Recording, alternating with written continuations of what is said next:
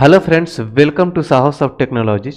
दोस्तों, जैसा कि सीरीज की पिछले वीडियो में हमने मेन बिल्डिंग ब्लॉक्स के बारे में बात किया कि जब भी हम कोई एंगुलर का एप्लीकेशन डेवलप करते हैं इन एंगुलर 19 तो कौन कौन से मेन बिल्डिंग ब्लॉक्स हैं। अगर आपने नहीं देखा है तो एक बार जरूर विजिट करिए। आज की वीडियो में हम बात करेंगे बेसिक आर्किटेक्चर के बारे में। बेसिक आर्किटेक्चर क्या होता है एंगुलर एप्लीकेशन का। जब भी हम कोई एंगुलर 19 में प्रोजेक्ट क्रिएट करते हैं तो बेसिक आर्किटेक्चर क्या बन के आता है। ठीक है, मतलब ये हुआ कि क्या क्या होता है मेन बिल्डिंग ब्लॉक और कौन से मेन बिल्डिंग ब्लॉक का लिंक कहां पर होता है। मतलब जैसे कंपोनेंट हुआ तो कंपोनेंट के अंदर क्या होगा, किसका लिंक कहां पर होगा, इसके बारे में बात करेंगे। बेसिक आर्किटेक्चर क्या होता है, इसको समझने के लिए हम लिए चलते हैं आप लोग को एक डायग्राम में, जहां पर आपको अच्छे समझ में आएगा बेसिक आर्किटेक्चर। ठीक है, कि एंगुलर एप्लीकेशन के बेसिक आर्किटेक्चर होता क्या। देखिए, एक इंटरव्यू का भी क्वेश्चन है। इंटरव्यू में आप आजकल पूछे जा रहे हैं कि एंगुलर एप्लीकेशन के बेसिक आर्किटेक्चर बताओ, तो आप इस तरीके से डायग्राम बना के समझा सकते हैं। दूसरा चीज़ ये भी कि आप थ्योरेटिकली भी बता सकते हैं जब आपको इसके बारे में नॉलेज हो। तो अगर चैनल पर नए हैं तो आप चैनल को सब्सक्राइब कर लीजिए, बेल के आइकन क्लिक कर लीजिए ताकि आपको हर वीडियो का नोटिफिकेशन मिलता रहे। देखिए, मेन बिल्डिंग ब्लॉक की बात करते हैं हम। सबसे पहले डायग्राम में समझते हैं, उसके बाद आप लोग को मैं प्रोजेक्ट के अंदर भी लिए चलूंगा, जहां पर आपको दिखाऊंगा इन सारी चीज़ों को जो हमने पिछले वीडियो में पिछले वीडियो में हमने क्रिएट किया था प्रोजेक्ट। उसी प्रोजेक्ट में हम लिए चलेंगे और वहां पर इन सारी चीज़ों को देखेंगे जिसकी हम बात यहाँ पर डायग्राम में करने जा रहे हैं। देखिए, पहला बात कि पहले के वर्जन्स में मॉड्यूल हुआ करता था मेन बिल्डिंग ब्लॉक के अंदर, लेकिन अब इसको हटा दिया गया है। अब ये मेन बिल्डिंग ब्लॉक का पार्ट नहीं है, तो इसीलिए मैंने इसको साइड करके क्रॉस लगा दिया कि ये अब यूज में नहीं है। अब ये यूज में नहीं है। ठीक है, अब हम बात करेंगे जो आपका यूज में है। देखिए, अब जब भी कोई प्रोजेक्ट क्रिएट करते हैं, जैसा कि मैंने पिछले वीडियो में आप लोग को बताया कि जब भी कोई प्रोजेक्ट क्रिएट करते हैं तो एक कंपोनेंट का फाइल जरूर क्रिएट होकर आता है। एक कंपोनेंट का फाइल नहीं बोल सकते हैं, कंपोनेंट क्रिएट होकर आता है प्रॉपर, जिसके 4 फाइल क्रिएट होते हैं। एक टीएस फाइल जहां पर हम लॉजिक लिखते हैं, यही वो फाइल है .ts फाइल। ठीक है, और एक उसका अपना HTML का फाइल होता है जिससे हम लोग टेम्पलेट बोलते हैं। ठीक है, ये वो फाइल है HTML file. Component based application में एटलीस्ट एक कंपोनेंट होना जरूरी है। ऐसे तो आप हजारों कंपोनेंट क्रिएट करेंगे, लेकिन एटलीस्ट एक कंपोनेंट होना बिल्कुल ही जरूरी है, तभी किसी भी कंपोनेंट बेस्ड एप्लीकेशन को, सिंगल पेज एप्लीकेशन को डेवलप कर सकते हैं। ठीक है, तो बेसिक आर्किटेक्चर में आपका ये आता है कंपोनेंट, जहां पर आप लॉजिक लिखेंगे कंपोनेंट पर। उस कंपोनेंट का अपना एक HTML का फाइल होता है जहां पर उसका HTML डिजाइन करेंगे, और इन दोनों के बीच में कम्युनिकेशन को हम लोग डेटा बाइंडिंग बोलते हैं।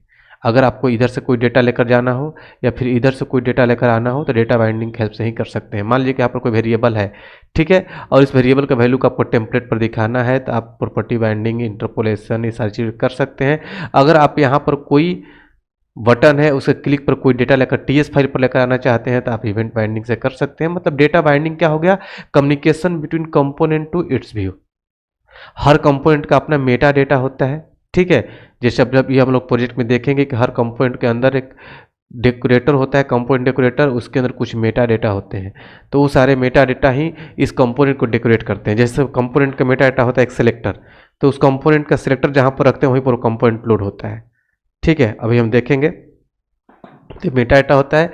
अब दूसरा चीज होता है डायरेक्टिव। डायरेक्टिव हमेशा टेम्पलेट पर अप्लाई किया जाता है। देखिए, यहाँ पर हम लिख रखा है डायरेक्टिव जो होता है एंगुलर का किलर फीचर है। डायरेक्टिव डॉम के स्ट्रक्चर के बिहेवियर और अपीयरेंस को चेंज करता है, और ये हमेशा टेम्पलेट पर अप्लाई होता है। इसलिए मैंने रिकॉग्निशन कहाँ पर दिया, टेम्पलेट पर। मतलब कि विद हेल्प ऑफ डायरेक्टिव आप डायरेक्टली HTML पर लूप चला सकते हैं, स्विच केस लगा सकते हैं, इफ इज कंडीशन लगा सकते हैं, किसी भी डॉम के एलिमेंट के स्टाइल को, CSS को रन टाइम पर ऐड एंड रिमूव कर सकते हैं विद हेल्प ऑफ डायरेक्टिव। एक सर्विस भी होता है बेसिक आर्किटेक्चर में, जो हमेशा TS फाइल पर इसका ऑब्जेक्ट बनेगा। मतलब इसको यूज कहाँ पर करेंगे, TS फाइल पर, ना कि HTML पर। तो यहाँ पर हमने लिंक कहाँ पर कर रखा है, TS फाइल पर। ठीक है, तो ये क्यों यूज किया जाता है, जो पिछले हमने वीडियो में बता रखा है कि कोड को रीयूज करने की फैसिलिटी प्रोवाइड करता है। इसके अंदर जो भी फंक्शनलिटी हम अलग अलग कंपोनेंट पर इसको यूज कर सकते हैं with help of dependency injection. मतलब इस सर्विस को हम ऑब्जेक्ट क्रिएट कर करके सर्विस के अंदर के जितनी फंक्शनलिटी है उसको हम यूज कर सकते हैं। तो चलिए मैं आप लोग को इन सारे चीज़ों को मैं प्रोजेक्ट के अंदर दिखाता हूँ, ले चलता हूँ आप लोग को प्रोजेक्ट के अंदर। तो ये वही प्रोजेक्ट है जहाँ पर हमने पिछले वीडियो में जब हम पिछले वीडियो में जो हम लोग बेसिक आर्किटेक्चर या sorry project structure packages files के बारे में हम देख रहे थे, वही प्रोजेक्ट है जो हम लोग ने क्रिएट किया था आपके सामने, जो हमने क्रिएट करके दिखाया था एक वीडियो में, जहाँ पर हम हेलो प्रोजेक्ट का वीडियो दिया था। तो आज के इस वीडियो में हम लोग इसके अंदर बेसिक आर्किटेक्चर के बारे में देखने वाले हैं। तो यहाँ पर आप देखिए, हमने बताया कि जब भी कोई प्रोजेक्ट क्रिएट करते हैं तो अपने यहाँ पे कंपोनेंट का फाइल क्रिएट होकर आता है। ये वही कंपोनेंट है, ऐप component.ts फाइल। इसका अपना HTML का फाइल क्रिएट होकर आता है, ठीक है, जो HTML का फाइल, यहाँ पर हम इसका HTML लिखेंगे। इसका अपना CSS का फाइल क्रिएट होकर आता है, यहाँ पर उसका CSS लिखेंगे। अपना टेस्टिंग का फाइल क्रिएट होकर आता है, जहाँ पर टेस्टर यूज करते हैं, ठीक है। तो अब मैंने बताया कि इस कंपोनेंट का जो TS फाइल, मान लीजिए वेरिएबल है, इसके वैल्यू को इसके HTML पर दिखाना है। जैसे रन कराते हैं तो रन कराने के बाद आपका ब्राउजर में दिख जाता है। तो सपोज करिए कि यहाँ पर कोई वेरिएबल है, यहाँ पर एक कोई वेरिएबल है नेम, और इसमें मैंने डाल दिया, यहाँ पर मैंने डाल दिया चंदन कुमार, ऐसे मैंने डाल दिया, सेव किया, और इसको मुझे दिखाना है कॉपी करके और इसके HTML पर दिखाना है। तो हम ऐसे नेम लिख देंगे तो कुछ नहीं दिखेगा, ऐसे नेम लिखा हुआ जाएगा। इसके वैल्यू को अगर हमें दिखाना है तो हमें देखिए नेम लिखा होगा, उसके वैल्यू में चंदन कुमार है, उसको दिखाना है हमें। तो हम क्या करेंगे, इसको डेटा बाइंडिंग करेंगे। इससे एक डेटा बाइंडिंग होता है इंटरपोलेशन। इस तरीके का बहुत सारे डेटा बाइंडिंग होते हैं जिसको हम आगे देखने वाले हैं। तब देखिएगा यहाँ पर इसका वैल्यू बाइंड हो जाएगा, यहाँ पर क्या हो गया, चंदन कुमार आ गया। तो डेटा बाइंडिंग के हेल्प से कर सकते हैं हम इन दोनों के बीच में कम्युनिकेशन। सेम कंपोनेंट का होना चाहिए। कोई भी कंपोनेंट क्रिएट करेंगे तो उसका 4 फाइल क्रिएट होगा। आगे हम कंपोनेंट के वीडियो में देखेंगे, कंपोनेंट क्रिएट कर करके तो सारे कंपोनेंट का अपना 4 फाइल क्रिएट होता है। तो इसके अंदर ये देखिए, कंपोनेंट के अंदर जब हम कंपोनेंट के वीडियो देंगे तो आप लोग को एक एक लाइन का मतलब समझाएंगे, इसका मतलब क्या, इसका मतलब क्या, इसका मतलब, सबके बारे में समझेंगे हम। फिलहाल यहाँ पर देखिए कि इस कंपोनेंट के अंदर ये जो डेकोरेटर है, कंपोनेंट डेकोरेटर, देखिए कोई भी कंपोनेंट जो होता है क्लास फाइल होता है, इसको डिलीट कर देंगे तो क्लास है। इसके ऊपर ये डेकोरेटर जो लगा हुआ है, एडेड कंपोनेंट डेकोरेटर, यही डेकोरेटर इस कंपोनेंट को, इस क्लास को डेकोरेट कर रहा है, जो इस क्लास को कंपोनेंट बना रहा है। तो इस कंपोनेंट डेकोरेटर के अंदर कुछ मेटा डेटा है, इसी को हम लोग बोलते हैं मेटा डेटा। यही मेटा डेटा इस कंपोनेंट को डेकोरेट करते हैं, बताते हैं कंपोनेंट कहाँ दिखेगा। जहाँ पर इस कंपोनेंट का सेलेक्टर रखेंगे वहीं पर एक कंपोनेंट दिखेगा। तो इस कंपोनेंट का सेलेक्टर कहाँ रखा है, index.html पर देखिए, ऐप रूट यहाँ पर रखा हुआ है, तो यहाँ पर आकर लोड हो रहा है। उसी तरीके से दूसरा भी कोई कंपोनेंट हम क्रिएट करेंगे। जैसे मान लिया हमने कंपोनेंट क्रिएट कर लिया, ng जनरेट कंपोनेंट, कंपोनेंट का नाम हमने दे दिया स्टूडेंट कंपोनेंट। इंटर हिट करेंगे तो देखिए स्टूडेंट कंपोनेंट, स्टूडेंट नेम का एक फोल्डर क्रिएट हो जाएगा। देखिए फोल्डर क्रिएट हुआ और इसके अंदर 4 फाइल क्रिएट हो गया, इस कंपोनेंट का अपना 4 फाइल। तो इस कंपोनेंट का भी अपना सिलेक्टर है, इस कंपोनेंट का भी अपना HTML है। यहाँ पर मान लिया हमने लिख दिया H1 और स्टूडेंट, यहाँ पर लिख दिया मैंने स्टूडेंट कंपोनेंट। तो ये स्टूडेंट कंपोनेंट जो हमने लिख दिया यहाँ पर, तो ये अपने आप ब्राउजर में नहीं दिख रहा होगा, नहीं दिख रहा होगा, देखिए नहीं दिख रहा स्टूडेंट कंपोनेंट यहाँ पर।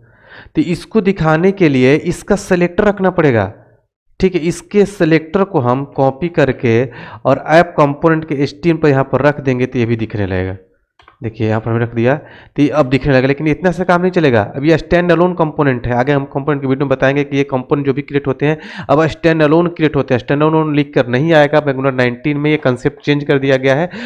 एंगुलर 18 और 17 में यहाँ पर स्टैंड अलोन ट्रू लिखा हुआ आता था, लेकिन अभी अब लिखा हुआ नहीं आएगा। तो ये स्टैंड अलोन ट्रू अपने आप है। अगर इसको आप देखेंगे तो इसको मिल नहीं रहा है ऐप स्टूडेंट, क्योंकि ये किसी मॉड्यूल का पार्ट नहीं है, मॉड्यूल का कंसेप्ट भी हटा दिया गया। तो इसको क्या करना पड़ेगा, इस के सेलेक्टर को हमने ऐप component.html पर रखा है, तो इस कंपोनेंट को हमें ऐप कंपोनेंट के TS फाइल पर इंपोर्ट करना पड़ेगा, स्टूडेंट कंपोनेंट, ठीक है। यहाँ पर हम 1 मिनट यहाँ से इसको हम कॉपी करके यहाँ पर डालते हैं, इंपोर्ट कर देंगे हम, ठीक है। तब ये हमारा कंपोनेंट काम करने लगेगा, ठीक है। अब देखिए एरर खत्म हो गया, ब्राउजर पर चलेंगे, देखिए स्टूडेंट कंपोनेंट पे आ गया। तो मतलब ये हुआ कि स्टूडेंट कंपोनेंट क्या किया, तभी लोड हुआ जब इसका हमने सेलेक्टर रखा। तो इसका कंसेप्ट क्या हो गया कि हर कंपोनेंट का अपना जो मेटा डेटा होता है वही डिफाइन करता है कि ये कहाँ पर लोड होगा, जहाँ पर इसका सेलेक्टर रखेंगे। टेम्पलेट URL के अंदर ही उस कंपोनेंट के HTML फाइल का पाथ दिया हुआ है, जो ऐप component.html लोड हो रहा है। ये यहाँ पर welcome to house of technology यहाँ पर हमने रखा, ये लोड हो रहा है। किसके चलते लोड हो रहा है, जो इसके मेटा डेटा के अंदर रखा हुआ है उसी के चलते लोड हो रहा है। अगर ये लिंक हटा देंगे तो ये लोड नहीं होगा। ठीक है, यहाँ पर एक और प्रोविजन है जो आगे हम बात करेंगे कि आप इनलाइन टेम्पलेट भी लिख सकते हैं। अगर आपने इसका कनेक्शन हटाकर यहीं पर इनलाइन टेम्पलेट लिख देंगे तो यहीं पर आपका जो लिखेंगे वो लोड हो जाएगा। देखिए यहाँ पर हमने लिख दिया, हमने H1 हेलो वर्ल्ड, ठीक है, H1 हेलो वर्ल्ड हमने कर दिया। तो ये जो इसका कनेक्शन हटा दिया, अब ये नहीं काम करेगा। ठीक है, ये भी आप देखिए यहाँ पर Angular 19 में बताने लगा कि आपने जो स्टूडेंट इंपोर्ट किया स्टूडेंट कंपोनेंट, इसका तो आपने लिंक हटा दिया तो ये अब अनयूज हो गया, तो इसको आपको हटाना होगा, इसकी जरूरत नहीं है। ये सब कुछ 17-18 में नहीं बता रहा था, ये Angular 19 का चेंज है। ठीक है, अब देखिए इसका कनेक्शन हटा दिया हमने, अब ये नहीं दिखेगा, अब क्या दिखेगा, हेलो वर्ल्ड। तो ये मेटा डेटा ही डिसाइड कर रहा है क्या दिखाना है, कहाँ दिखाना है। देखिए हेलो वर्ल्ड आ गया। और जैसे ही मैं इसके कनेक्शन को हटाकर, ठीक है, इसको हटाकर हमने और इसको कर दूंगा तो फिर से आपका ये कनेक्शन लोड हो जाएगा और ये दिखने रहेगा। तो मेटा डेटा ही डिसाइड करता है, और भी बहुत सारे मेटा डेटा होता है जिसके बारे में हम आगे डिस्कस करेंगे। ठीक है, तो ये आपका बेसिक आर्किटेक्चर में आता है। इसी के अंदर आप सर्विस क्रिएट करेंगे, सर्विस भी एक, जैसे मान लीजिए सर्विस क्रिएट करेंगे, ताकि हम सर्विस के चैप्टर में देखेंगे ng जनरेट सर्विस, सर्विस का नाम मान लीजिए हमने बुक दे दिया, तो ये भी आपका एक सर्विस क्रिएट होकर आ जाएगा। यहाँ पर हम बिजनेस लॉजिक लिखते हैं। देखिए सर्विस जब क्रिएट होता है तो TS फाइल होता है, ठीक है, और यहाँ पर हम बिजनेस लॉजिक, यहाँ पर HTML नहीं लिखा जाता है, फंक्शनैलिटी लिखा जाता है जिसको हम किसी कंपोनेंट पर कॉल करते हैं। तो ये सारे बेसिक आर्किटेक्चर्स हैं। पुराने वर्जन्स में यहाँ बेसिक आर्किटेक्चर में मॉड्यूल हुआ करता था जो कन्फिग्रेशनल के लिए होता था, कन्फिगर हम करते थे वहाँ पर अपने कंपोनेंट्स को, सर्विस वगैरह को प्रोवाइडर देते थे, उन सारी चीज़ों के लिए अब आ गया है ऐप config.ts फाइल, जहाँ पर हम कन्फिग्रेशन का कोड लिखते हैं। ठीक है, पहले एक routing.module.ts फाइल हुआ करता था, राउटिंग के पाथ को कन्फिगर करने के लिए, उसके लिए अब दे दिया गया ऐप route.ts फाइल, जहाँ पर राउट के पाथ को कन्फिगर करेंगे। जब हम नेविगेशन सीखेंगे, राउटिंग सीखेंगे, जब हम एक पेज से दूसरे पेज पर डायनेमिकली लोड करेंगे, एक पेज से दूसरे पेज पर जाएंगे, तो वहाँ पर ये सारी चीज़ें काम आएगा। वही सब चीज़ हमने यहाँ पर बता रखा है। आई होप कि आप लोग को समझ में आ गया होगा कि बेसिक आर्किटेक्चर क्या होता है। फिर भी आपके माइंड में कोई भी कन्फ्यूजन हो तो हमारे कमेंट बॉक्स में जरूर शेयर करिए, हम आपके कमेंट का रिप्लाई करेंगे। चलिए मिलते हैं अगले वीडियो में अगले टॉपिक के साथ, तब तक के लिए थैंक यू सो मच।